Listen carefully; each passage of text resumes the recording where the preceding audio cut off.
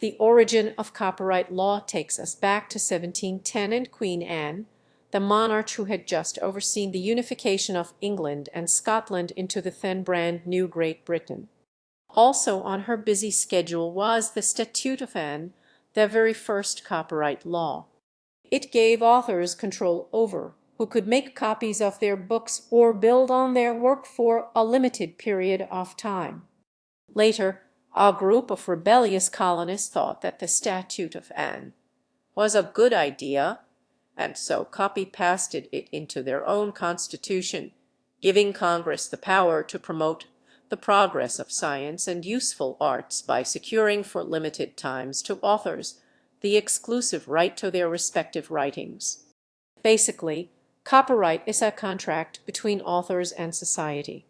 If you promise to make more stuff, we promise not to copy or build on it for 28 years. Here's an example from the modern day.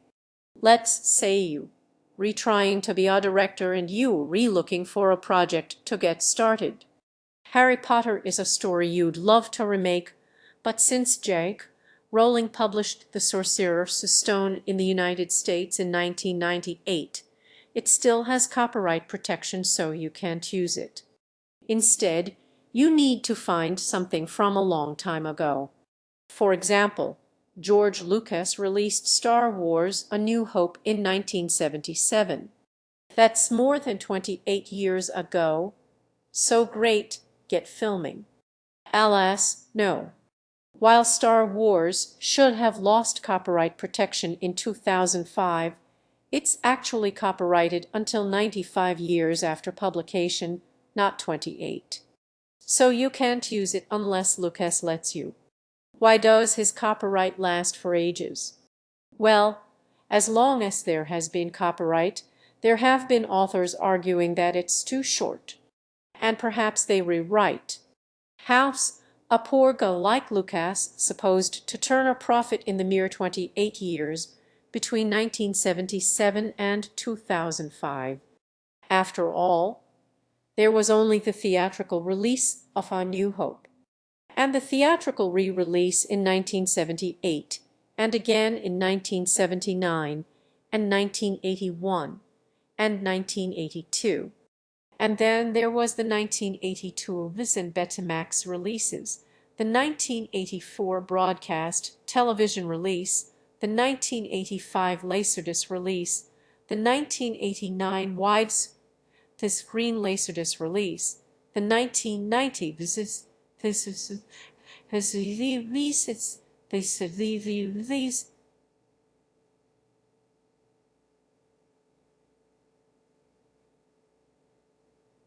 the 1992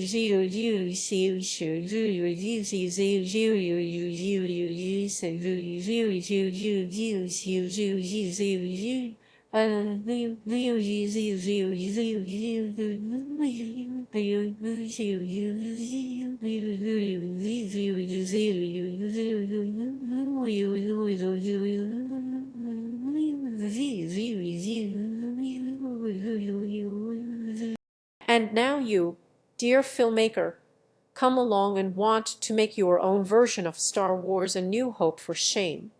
That's like stealing food right out of George Lucas' mouth. 4 times Congress has agreed with authors that the length of copyright is too short to turn a profit and has so extended it. first in 1831, from 28 years to 42 years, then again in 1909 to 56 years, in 1976 to the lifetime of the author plus 50 years, and in 1998 to the lifetime of the author plus 70 years. That's a great deal for authors who have already made stuff, but does it really help society get more books and movies? It's hard to imagine, for example, that Edgar Rice Burroughs started writing A Princess of Mars and Tarzan in 1911 because the copyright laws had just been extended and would not have done so otherwise. Or that Jock Rowling, while living on benefits in Scotland, was busy doing the math and wouldn't have written Harry Potter if the copyright protection was just for her whole life and not an additional 7 decades thereafter. Because exactly who needs incentives after they re-dead? Dead is the point at which literally no incentives in the whole universe can compel you to write one more screenplay. Because you re-dead. Dead, dead, dead, dead, dead. If you re the kind of person who is only motivated by plans that unravel after your demise, you re either amazingly awesome or deranged. But so what? So what if every kindergartner macaroni artwork is protected by copyright for 175 years? Why does it matter? Because the main beneficiaries of copyright after death are not the authors or society, but companies. Companies like Disney. Remember all the old good Disney movies? Yeah, all of them came from works no longer under copyright protection at the time. The whole of the Disney empire and the childhood magic that it produces only exists because there was copyright-free work for Walt Disney, you know, the guy who actually started the whole company to rework and update. But the corporate Walt S. Disney was the big pusher of the 1998 life plus 70 years copyright extension. It made sure that no one could make a more popular version of their movies in the same way they made a more popular version of Alice in Wonderland. This near infinite control subverts the whole purpose of copyright, which is to promote the creation of more books and movies, not to give companies the power to stop people making new creative works based on the efforts of their long-dead founders. New directors and authors need the freedom to take what came before and remake and remix. And they should be able to use the creative material from their own lifetimes to do so, not just be limited to the work of previous generations. At the end of the century, George Lucas romped upon civilization a new word: antisappointment.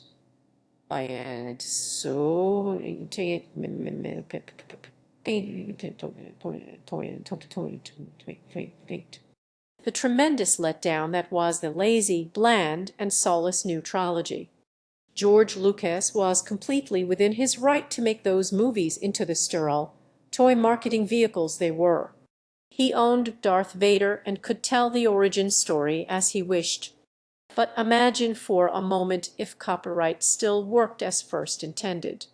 In 2011, the whole of the original Star Wars trilogy, all of its artwork, its characters, its music would have left copyright protection and been available to aspiring directors and writers to build upon and make their own versions of. There would have been a treasure trove of new Star Wars stories for fans to enjoy. But as long as the current copyright laws remain as they are, no living person will ever get to tell a Darth Vader story, or a Harry Potter story, or a Hobbit story, or any other story that matters to them that the author, well, when they re-dead, their company disagrees with.